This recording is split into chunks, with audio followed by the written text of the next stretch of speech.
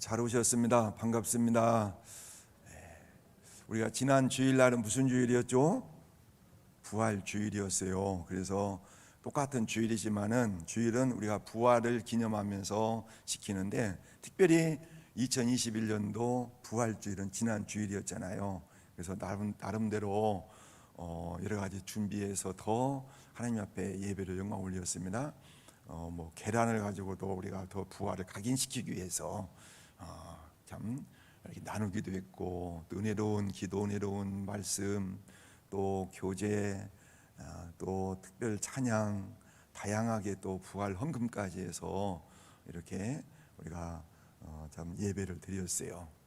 그리고 이제 일주일 지나서 오늘 또 부활주일, 다음 주일이라고 표현합시다.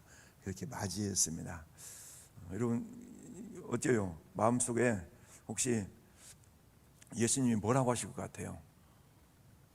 여러분들에게, 야, 지난 주일날 고맙다. 예수님이 나를 생각해서 이렇게 예배를 잘 드려주고 참 좋았다, 고맙다, 그러실 것 같아요? 아니면은 다른 말씀 하실 것 같아요? 오늘 도마에게 하시는 말씀이 있잖아요. 믿는 자가 되라는 말씀이시잖아요. 그러니까 어떻게 보면 도마에게는 충격적이고 엉뚱할 수 있잖아요. 근데 예수님 말씀하시니까 거기에는 우리는 그렇게 믿어야죠.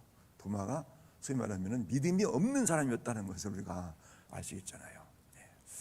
문제는 오늘 우리들이 그러지 않을 우리도 그렇게 그런 예수님의 말씀을 들을 수도 있다는 인간이기 때문에 한다는 것을 전제할 때, 다시 한번 우리가 도마를 통하여서 우리의 믿음이 다시 한번 이렇게 다져지고 새로워질 수 있는 그런 시간이 됐으면 좋겠어요.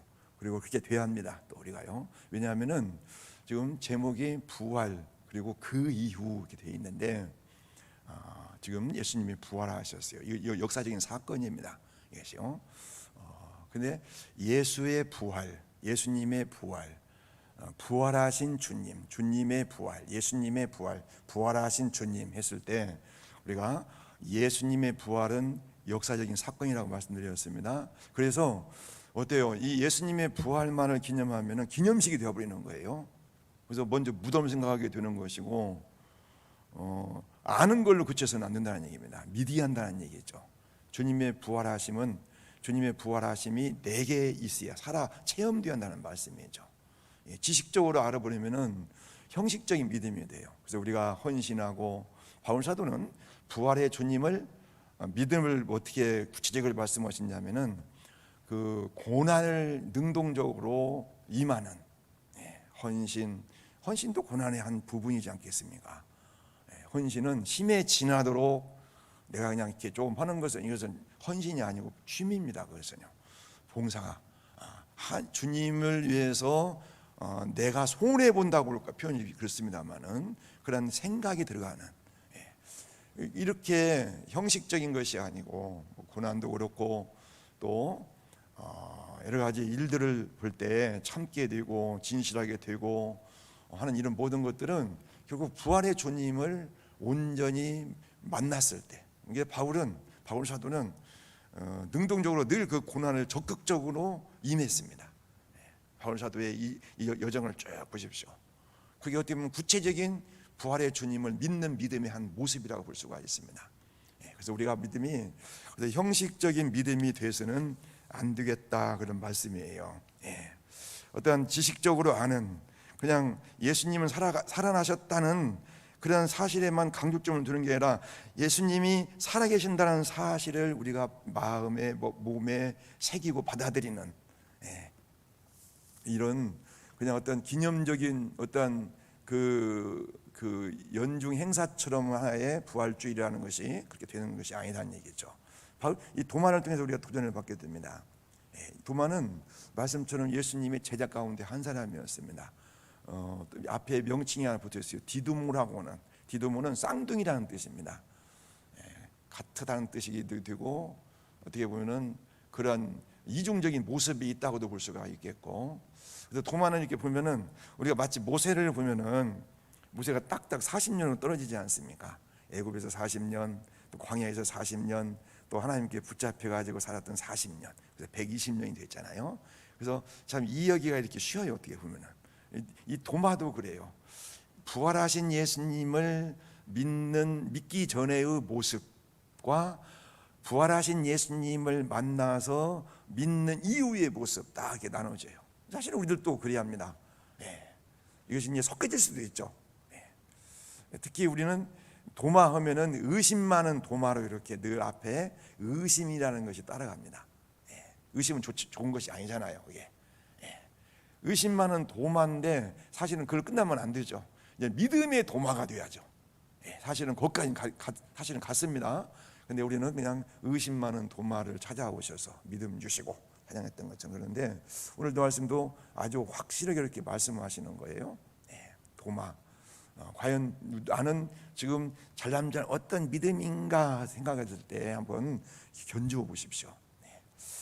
도마를 이렇게 보면은 사실 오늘 말씀에도 그냥 이 말씀 때문에 의심 많은 도마로 이렇게 별명이 붙지 않았는가 싶어요. 근데 이전에 도마가 몇 번 이렇게 그 당돌한 모습들이 믿음의 수준이 육적인 수준으로 멈춰 있는 것을 우리가 볼 수 있어요. 요한복음 11장에서 보면은 예수님이 무척 사랑했던, 그리고 또 예수님을 무척 사랑했던 이 나사로가, 마리아 오빠 나사로가 죽을 병에 걸려서 죽는 소식을 들었지 않습니까? 예수님이 지금 박해를 피해서 좀 이렇게 변두리로 나오셨어요. 그럴 때 이 소식을 듣습니다. 기별이 왔어요. 얼른 좀 오셔서 우리 오빠 좀 살려주시오. 이 세상 의술로는 못 고치겠습니다. 그렇다면은 예수님이 바로 한 걸음에 달려가셔야 그게 정상이거든요. 우리 생각할 때 자연스럽거든요. 근데 안 가셔요. 근데 안 가시는 이유가 그걸 완전히 죽여놓고 살리는, 그래서 지지자들의 믿음을 견고히 하기 위한 그러한 계획이 그 안에 들어있던 거예요. 그리고 안 가요. 바로 안 가시고 이틀 동안 차일피일 하시다가 어느 날 갑자기 다시 가자 그런 말씀을 하시는 거예요. 그랬을 때 이 도마가 아니 이게 겨우 한숨 돌려도 피해서 왔는데 왜 그걸 가시려고 합니까? 제자들이 막 말려요. 가시지만 안 됩니다. 잡히시고 고난을 당합니다. 있을 때 도마가 뭐라고 합니까? 우리 함께 죽으러 가자 그러거든요. 주님과 함께 죽으러 가자. 굉장히 용기 있는 것 같죠. 근데 어긋장난 소리죠. 그게 지금 믿음의 소리가 아니에요. 그냥 어긋장난 소리로 이렇게 우리가 이해할 수 있어요. 어떻게 보면 자기 중심적이라고 그럴까요? 자기 틀을 못 벗어나고 있는 그런 모습이 도마에게서 11장에서 보게 됩니다. 또 하나는 14장에 오면은 예수님의 십자가의 죽으심을 말씀하시고 떠난다는 말씀을 하세요. 그러니까 근심이 들었죠. 제자들이. 아니 예수님이 떠나가시면 우리가 어떻게 먹고 살고 어떻게 해야 하냐, 이런 것 때문에 근심이 오고 있었는데 예수님이 유명한 말씀 하시잖아요. 요한복음 14장 1절에 보면은 너희는 마음에 근심하지 말라, 하나님을 믿으니 또 나를 믿어라 그러시거든요. 그래서 어때요? 이제 이런 말씀을 하시고 뭐라고 하시냐면 내가 먼저 가서 너희를 위해서 처소를 예비하고 다시 와서 너희를 데려올 것이다, 이런 말씀을 하세요. 그럴 때 또 이 또 도마가 또 당돌하게 나타나잖아요. 뭐라고 하면 나서서 아니 어디 가는지 목적지도 모르는데 어떻게 그걸 우리 가는 길 어떻게 압니까? 뭐 이런 얘기를 해요. 육적인 수준에 머물러 있는, 영적인 이 세계를 지금도 이해를 못하고 있는 거예요. 그리고 결정적으로 오늘 말씀이 이 도마의 믿음의 수준이라는 것이 어떠한 수준인가, 예수님 만나기 전에, 부활하신 예수님을 만나기 전에 이 도마의 수준은 소위 말하면 부활한 예수님을 믿지 못하고 있는, 한마디로 지금 19절 또 24절 또 26절인가요? 거기에 보면은 그 시간이 이렇게 쫙쫙 나와요. 19절에 보면은 이날 곧 안식 후 첫날 저녁 때에 그랬어요. 그리고 24절에는 12 제자 중에 하나로서 이렇게 말씀합니다. 그러니까 지금 부활하신 예수님 지난 주일날 새벽에 부활하셔서 지금 하루 일정이 예수님 바쁘셨습니다. 제자들에게 숨어있는 벌벌 떨고 있는 제자들에게 오셔서 그들에게 평강을 주시고 기쁨을 주시고 성령을 주시고 사명을 주시고 그러잖아요. 보니까요. 근데 그 현장에 24절에 보니까 이 도마가 없었어요. 도마가 없는 사이 예수님이 다녀가신 거예요. 부활하신 예수님이. 나머지 10명이 도마가 왔을 때, 야 도마야, 너 없을 때 예수님이 다녀가셨다, 부활하신 예수님이. 그러면 어떻게 해야 돼요? 한 명도 아니고 10명이 그렇게 얘기를 하면 믿어야 할 거 아닙니까? 그게 정상이에요. 근데 뭐라고 합니까? 나는 내 눈으로 직접 봐야 난 믿는다, 이런 얘기를 하잖아요. 손자국, 못자국, 또 옆구리에 창 맞은 것, 이걸 내가 만져보고 내가 보지 않는 자는 못 믿겠다. 자, 이 의심하고 있잖아요.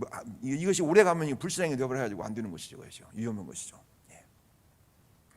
자, 이럴 때 그러고 나서 일주일이 흐릅니다. 8일째 여덟해 때 그렇게 말씀하잖아요. 26절에요. 여덟해를 지나서 그날부터 시작해서 그 다음 날까지 하루 이틀 합치니까 여덟해가 되는 거예요. 딱 오늘입니다. 그러니까 오늘.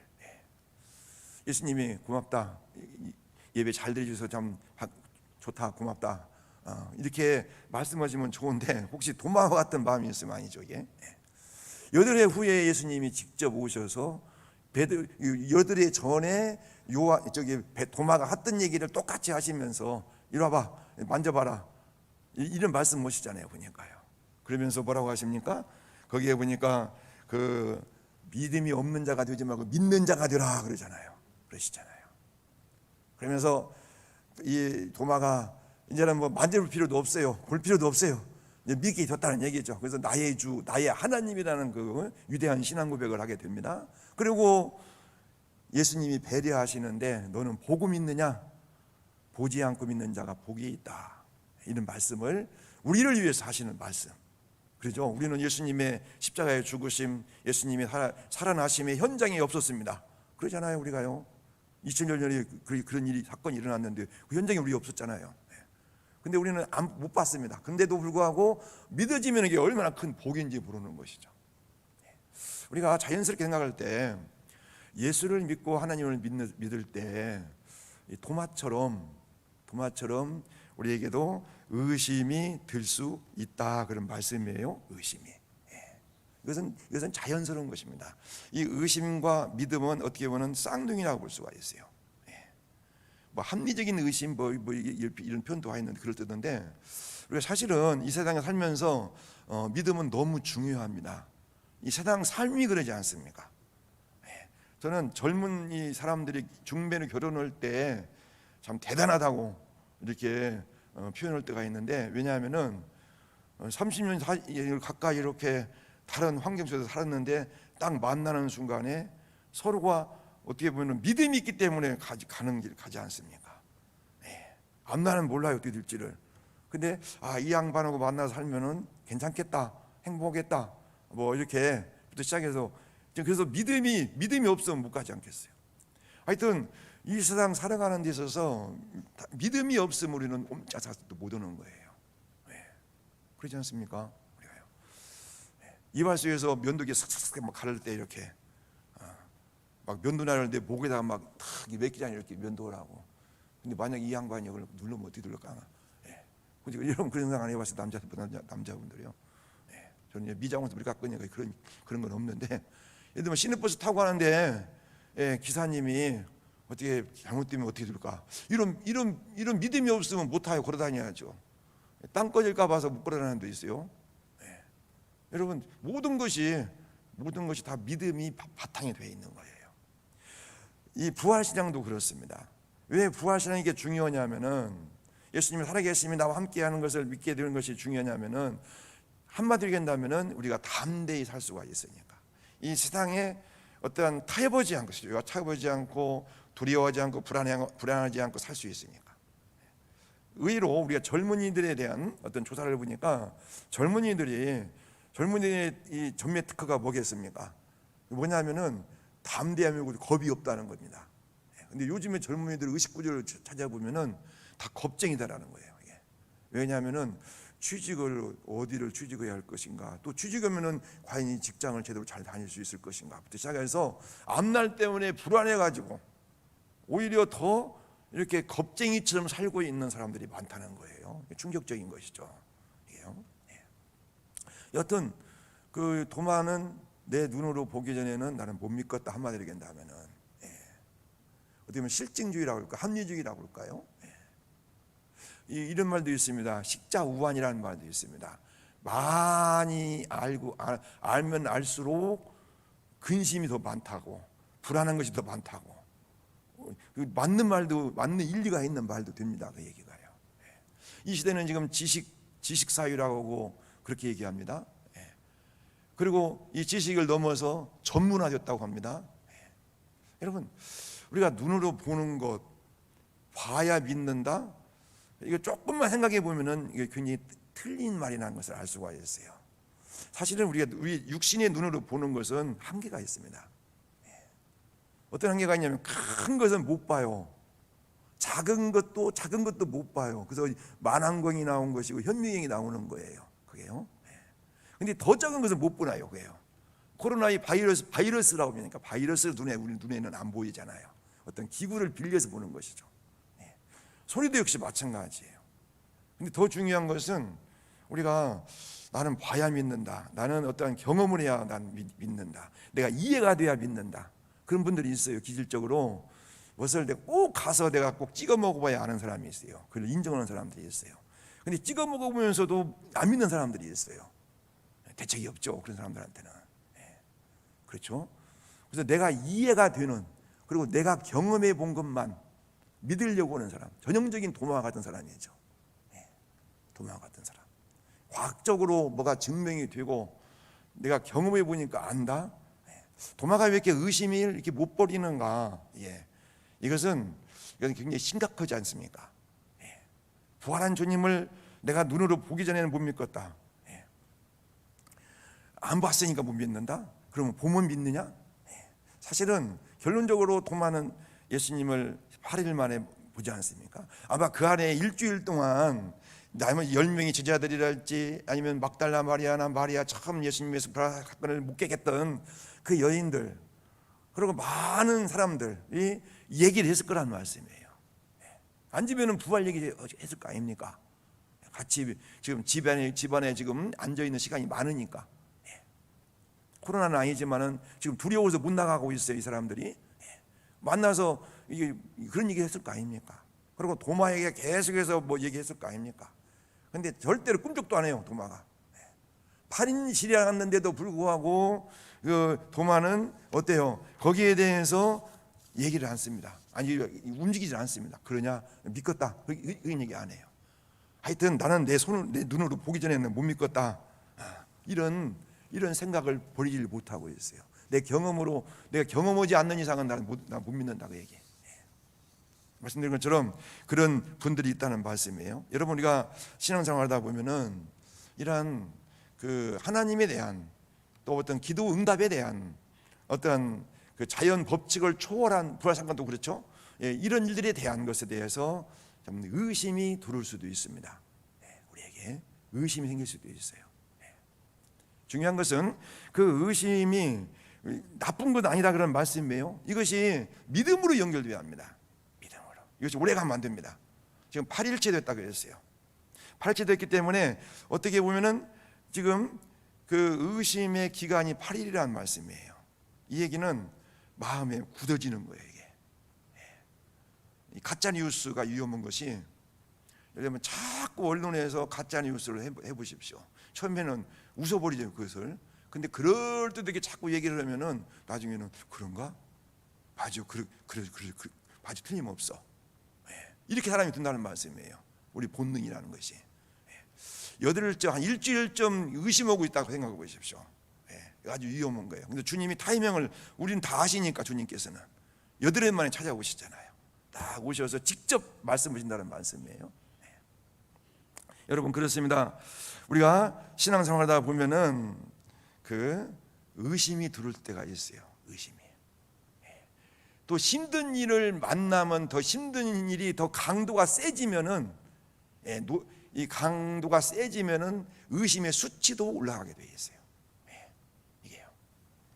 그리고 결국은 이것이 어떻게 되냐면은 나중에는 다리를 꽉 잡아가지고 이제는 의심 마귀한테 잡혀서 꼼짝달싹 못해요. 어떤 젊은 그 부부가 있었는데 참 믿음이 좋아서 결국은 급기야는 선교사로 헌신하고자 그렇게 결단을 내리고 부부가 결단을 내리고 선교 훈련을 받기 시작합니다. 근데 그만 여자 아내가 그 밤중에 성폭행을 당합니다. 성폭행을 당해요. 그래가지고 도저히 살 수가 없는 거예요. 그래서 그 동네를 떠나서 멀리 이사를 갑니다. 그런데도 머릿속에 이것이 박혀가지고 안 떠나는 거예요. 남편도 그렇고 아내도 그렇고. 그래서 급기야는 선교 훈련 원장님한테 찾아가서 목사님한테 가서 이 얘기를 합니다. 자기 그 얘기를요. 하나님은 합력의 선을 이루신다고 하셨는데 왜 내가 다른 일도 아니고 참 모든 걸 뒤로 하고 하나님 말씀을 전하러 저 아프리카로 선교사로 결단을 하고 헌신하고 결단을 하고 나가려고 했는데 훈련을 받고 있는데 왜 나한테 이런 끔찍한 일을 용납하셨습니까? 이해가 안 됩니다. 정말 하나님이 살아계십니까? 막 이렇게 대들 수 있잖아요. 다른 일도 아니고 내가 이렇게 선한 일을 하려고 맘먹었는데 도저히 다 이 일에 대해서 어떻게 할 수가 없습니다. 그러니까 그 원장님이 뭐라고 하시냐면 훈련 원장님이 잠깐만, 하나님은 그것을 허락한 것이 아니라 당신이 피해를 본 것입니다. 당신이 피해를 본 것입니다. 중요한 얘기잖아요, 그게요. 그러면서 얘기를 합니다. 계속해서 자, 성폭행을 당했습니다. 지워지지 않습니다. 그러나 하나님의 자녀라는 신분은 그대로 있지 않습니까? 맞잖아요, 그게요. 하나님의 자녀라는 신분, 하나님의 자녀라는 신분이 그대로 있지 않습니까? 있습니다. 저는 하나님의 자녀인 걸 믿습니다. 그러면은 결단을 내리십시오. 둘 중에 하나입니다. 하나는 나는 성폭행 피해자다 하는 그 의식을 가지고 살든지, 아니면은 나는 그래도 하나님의 자녀다 하는 의식을 갖고 살든지, 둘 중에 하나를 택하시오. 좌로나 우로나 당신이 알아서 가십시오. 그렇게 얘기를 원장님 해줍니다. 근데 이분이 깨닫고 그래, 하나님이 난 자녀지, 내가 피해를 입은 것이지. 여러분, 우리가 피해 입을 수 있지 않습니까? 어떤 피해든지 간에 그게. 그러고 나서 선교 훈련을 잘 마칩니다. 가정을요. 이제는 머릿속에서 지워버리고 그 소리요. 그리고 성폭행 그런 문제에 대한 전담 선교사가 되어가지고 훌륭하게 일을 한다는 얘기죠. 하나님은 당신의 그런 일을 통해서 당신을 더 갈고 다듬는 성숙한 신앙의 인격자로서 이렇게 만들려고 하는지 알 수 없지 않습니까? 그래요. 우리가 의심이라는 것이 우리 마음에 들어올 수가 있어요.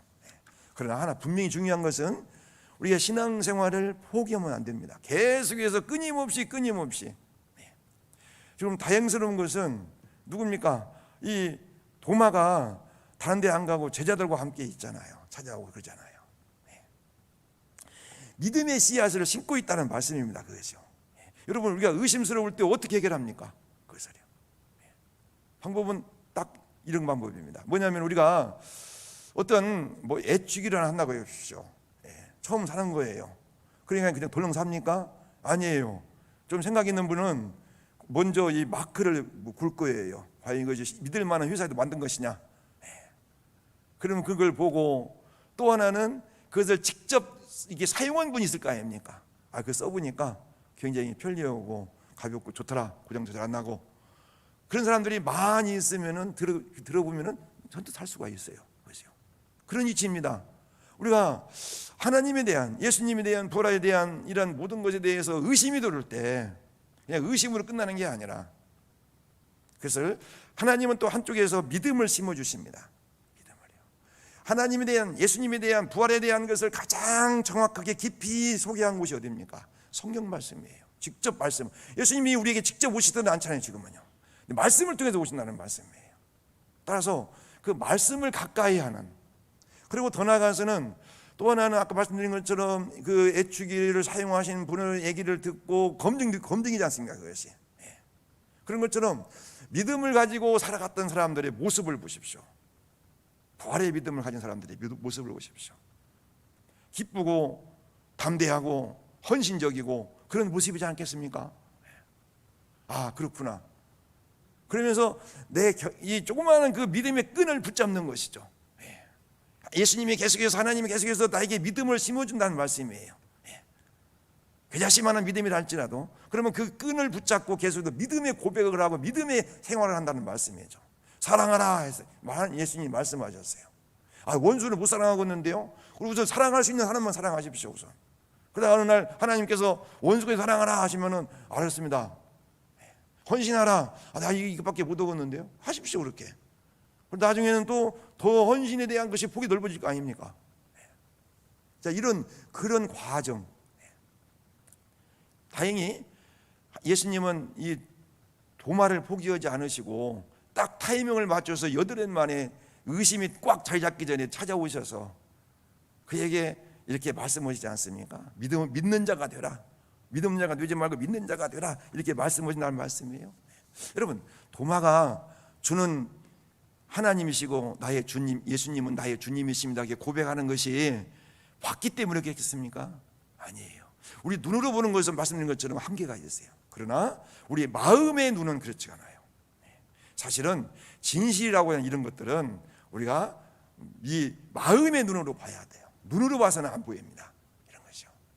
그렇습니다. 우리는 무엇을 아는 걸로 그치는 게 아니라 믿음을 갖기 위해서 기도해야 하고, 가진 믿음을 가지고 우리가 활용해야 한다는 말씀이에요. 오늘 말씀은 이렇게 마치지 않습니까? 믿는 자가 되지, 믿음이 없는 자가 되지 말고 믿는 자가 돼. 너는 보지 않고 보고 믿느냐? 보지 않고 믿는 자가 복이 있다. 저와 여러분이 그렇습니다. 또 우리 선배들이 그랬습니다. 또 우리 자녀들이 그래야 할 줄 믿습니다. 보지 않고 믿는 자가 되어야 한다는 말씀이에요. 이 뒤에 디도 이 도마에 대한 얘기가 이걸로 끝납니다. 근데 어때요? 우리가 그 비하인드 스토리라고 해서 이 뒷얘기가 있는데, 인도에 가면은 도마 기념교회가 이렇게 있대요.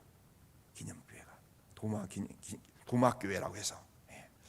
근데 이 의심이라는 것이요, 한 번에 딱 이게 떨쳐버리는 것이 얼마나 좋겠습니까?